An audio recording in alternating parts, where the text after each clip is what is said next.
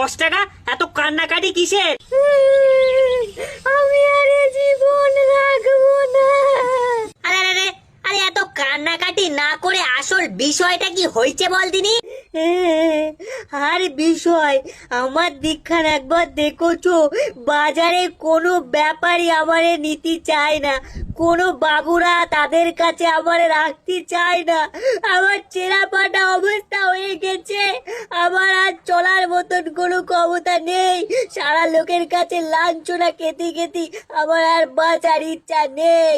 আহারে, এই কাঁদিস সেদিন কাঁদিস নে, এর একটা তো ব্যবস্থা করতেই হবে। এই চল দিন চল, 500 টাকার নোট স্যারের কাছে চল দিনি, এর একটা আজকে হেস্ত নাস্ত করাই ছাড়বো। তাই চলো, তাই চলো। A few moments later. কি রে 50 টাকা? কি খবর তোর? আর সঙ্গে করে 10 টাকার নোটটাকে কি জন্য নিয়ে এসেছিস? কিছু হয়েছে নাকি তোদের? হয়েছে বলে? অবশ্যই হয়েছে স্যার, অবশ্যই হয়েছে। 10 টাকার নোটের অবস্থাটা দেখেছেন আপনি স্যার? হ্যাঁ, কি অবস্থা 10 টাকার নোটটা। 10 টাকার নোট তো বলতেছে নাকি সুসাইড করতে যাবে। কি করো বলো দিদি? হাই রাম রাম রাম রাম রাম, সকাল সকাল কি সব উল্টো পাল্টা কথা বলতেছিস? এই 10 টাকার নোট কি হয়েছে তোর? বাবু আর বলবেন না, দুঃখের কথা কাজ যে কি বলবো। আমারে যে কেউ নেয় না, সারা লোক লাঞ্ছনা গঞ্জনা দিয়ে আমারে ফেলে রেখে দিচ্ছে।